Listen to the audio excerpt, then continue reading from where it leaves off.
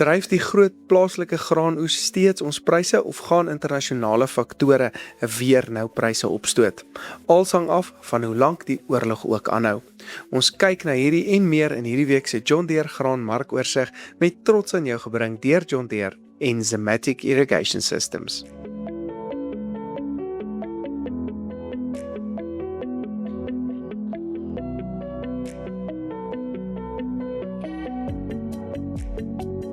Op die markte het die witmielie spotprys dan gedaal na R3.296 per ton met die Julie kontrakprys op R3.370. Die geelmielie spotprys verhandel op R3.442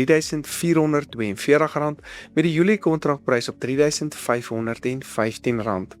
Die sojaboon spotprys daal na R6.990 met die Mei kontrakprys tans op R6.985 per ton. Die sonneblom spotprys daal na R9.290 per ton met die Mei kontrakprys nou op R9.230. Die koring spotprys daal dan na R6.020 met die Desember kontrakprys op R6.050 per ton. Die sorghum invoerpariteitsprys geland in Durban staan tans op R4.414, uitgedopte Argentynse grondbone op R24.032, terwyl die katoenprys gestyg het na R9.570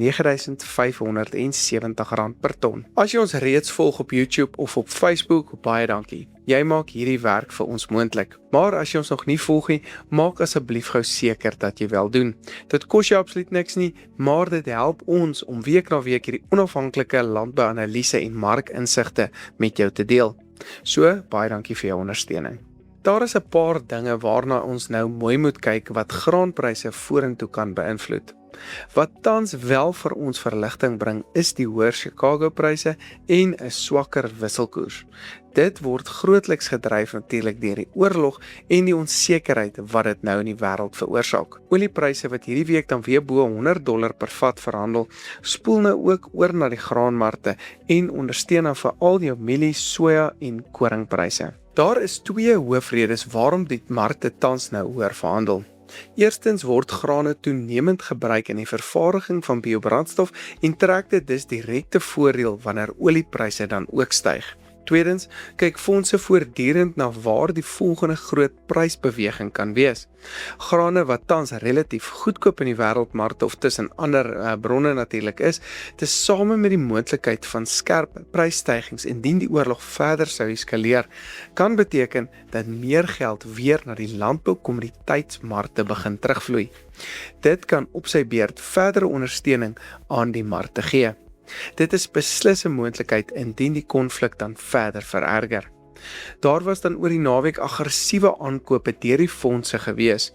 Mielies is tans byna 200,000 kontrakte netto lank, wat op sterk ondersteuning vir die mark dui. Sojabone is byna 190,000 kontrakte netto lank, terwyl koring so wat 25,000 kontrakte netto kort is. Die fondse lyk dus duidelik meer positief oor mielies en sojas se opwaartse beweging op die oomblik, waarskynlik omdat hierdie markte tans as relatief goedkoop beskou word. Tog het pryse nie skerp opwaarts beweeg nie, wat vir my aandui dat produsente in Amerika moontlik hierdie stygings gebruik het om weer verkope dan vas te maak. Dit herinner ons daaraan dat wêreldaanbod steeds baie goed is en dat pryse tans grootliks deur die geopolitiese onsekerheid ondersteun word. Sojaboonpryse het wel week op week klein bietjie teruggesak. Dit hou moontlik dan verband met die vergadering tussen Trump en Xi wat dalk uitgestel kan word ongelukkig. Indien dit dan wel gebeur, kan die beplande 8 miljoen ton aankope tussen China en Amerika dan ook vertraag word, wat weer verdere druk op sojapryse kan plaas. Ons sal waarskynlik binne die volgende 2 weke 'n beter aanduiding kry oor of die ontmoeting dan nou wel gaan plaasvind en wat die uitkoms moontlik daarvan gaan wees. Nog 'n belangrike gevolg van die oorlog is die skerp stygings in insetkostes, veral brandstof en kunsmispryse wat direk nou gevra word. Amerika se aanplantingsintensies verslag word teen die einde van hierdie maand dan vrygestel en Al hoe meer ontleeders wonder of ons nie vanjaar 'n groter skuif dan na sojabone kan sien in Amerika nie, juis omdat insetkostes nou so skerp gestyg het. Sojabone se insetkoste is natuurlik laer as die van mielies en daarom maak so 'n skuif wel sin op die oomblik. Hierdie verwagting plaas moontlik tans meer druk op sojaboonpryse as mieliepryse omdat daar 'n verwagting is van meer sojaboonaanplantings. Plaaslik vorder ons oes dan baie mooi met goeie reën in meeste gebiede. Die feit dat wit mielies tans ver onder geel mielies verhandel, dui ook daarop dat die produksiepotensiaal vir wit mielies hierdie seisoen waarskynlik baie beter is as vir geel mielies. Die wit mielieprys bly op of baie naby aan die Oos-Vrystaat basis se uitvoerpariteitsprys na Amerika, wat moontlik daarop vir ons aandui op 'n goeie wit mielieoes wat op pad is. Ek voel steeds, maar is my persoonlike mening dat die 16.1 miljoen ton oeskatting later in die seisoen nog hoër kan beweeg en dat dit te konservatief op die oomblik is. Sonneblomopbrengste lyk ook oor die algemeen uitstekend en dit is moontlik dat ons huidige oeskatting daarvoor aan die laagkant kan wees. Internasionaal bly die koringmark redelik gebalanseerd. Aan die een kant is daar steeds groot wêreldvoorraad wat pryse nou beperk hou, maar aan die ander kant kyk die mark nou baie fyn na droë toestande in dele van die Amerikaanse koringgebiede. Daar is ook die verwagting dat Oekraïne se koringoes kleiner as verlede jaar kan wees. Dit lyk nou omtrent so 3 miljoen ton kleiner jaar op jaar. Dit beteken die mark is nog nie sterk bullish of sterk in 'n opwaartse tendensie, maar wel baie sensitief vir enige weer- of produksierisiko's wat later in die seisoen kan opduik en as hierdie droë toestande in Amerika dan nou voortduur, kan ons wel ondersteuning kry.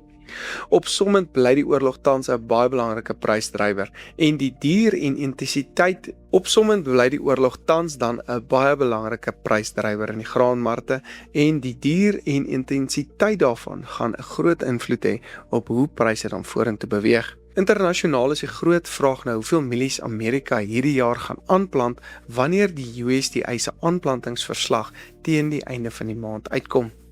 In Suid-Amerika vorder Brasilië se safrinha oes ook dan nou baie vinnig en dit gaan 'n belangrike rol speel in die globale mielievoorraad dan ook later vanjaar wat pryse dalk vir langer laer kan hou as die oorlogseffek afneem. Plaaslik lyk dinge egter steeds baie positief met die oes wat in meeste gebiede mooi vorder.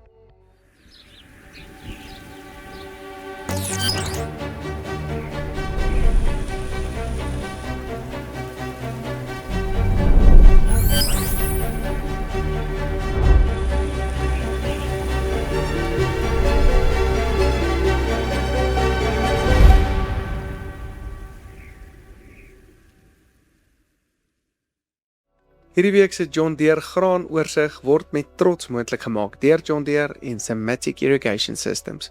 Baie dankie dat jy ingeskakel het en sien volgende week weer.